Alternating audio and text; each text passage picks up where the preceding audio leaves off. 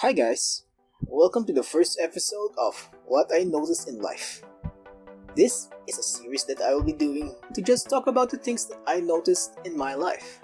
My stories, experiences that hopefully you will be able to relate to. On this episode, I will share to you the reasons why and how I became a gamer.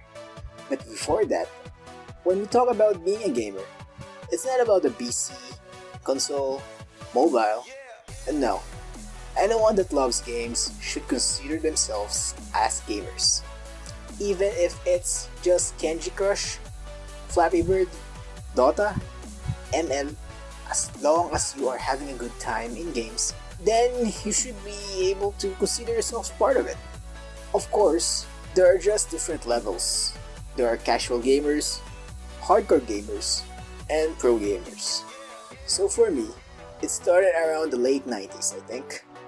I remember when I was a kid, maybe in kinder, one of the sisters of my grandma brought to us an old NES and SNES consoles from Japan.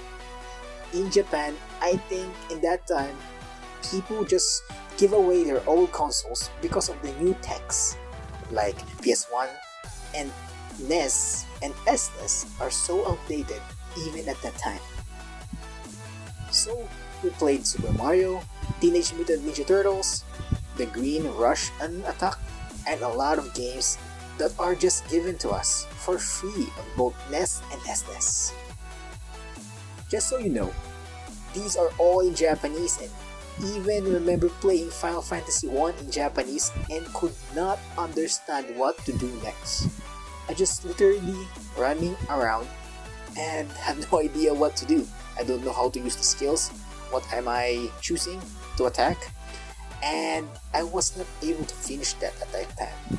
SNES gave us Street Fighter 2 and Super Mario Collection that me and my uncle loves playing.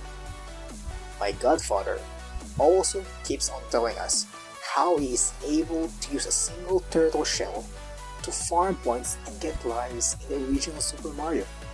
And I keep on practicing on that, but just could not keep it going. So, this was the start. I love playing games as a kid, and keeps on replaying the games we had.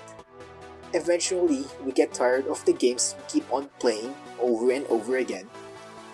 It's fun to play in them once in a while, but I keep hearing that the PlayStation was the bomb, and see games from our other relatives when they play, and see Tony Hawk, Resident Evil, Crash Bandicoot, and more. For us, we do not have the extra money to actually buy such luxuries.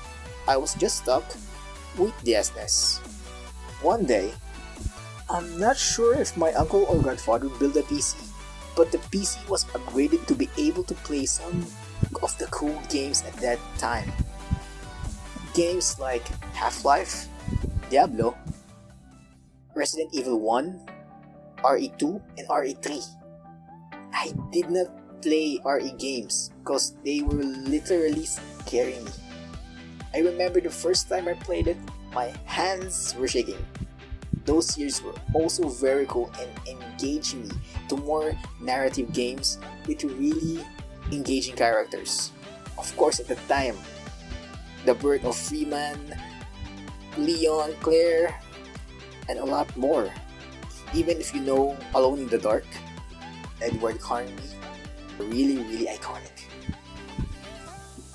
So the PS1 era passed, and the PS2 was the highlight of the news. With my friends, and of course at that time, we were only using dial-up connections, so the internet access is really limited, with no way of entertaining ourselves. Our PC became outdated with the new games, and I remember myself being so sad that I will never be able to play PS2 games. I just did not see any hope of us being able to afford these consoles due to the budget constraints.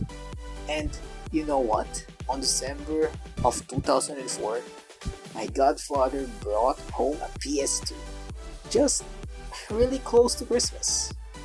I remember that day going to Christmas Eve Mass with the widest smile on my face, super excited to go home and test the other games while my mother says to me, "You see, things will go your way if you are just patient."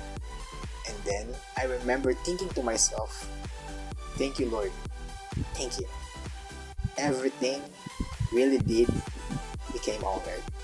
You see, no matter how our life was back then, when we don't have the luxury to play games, to buy these new consoles, everything just came along. I always asked myself when I was a kid that why can't we have them or buy these things? Of course, right now as adults, we understand priorities and the value of money. But do you see the trend? My love for gaming was just given by chance. I could not ask, I could not get them, but with a little patience, I was given the experience. I owe a lot of thanks to my godfather and uncle for being my gaming competitors, and even my godmother for sometimes playing with me during our free time. My godfather literally gave us the PS2, which spearheaded my further love for gaming. A little lesson here is that with patience, trust and faith, you can find anything. What else if you give it a shot and add your actions along with it?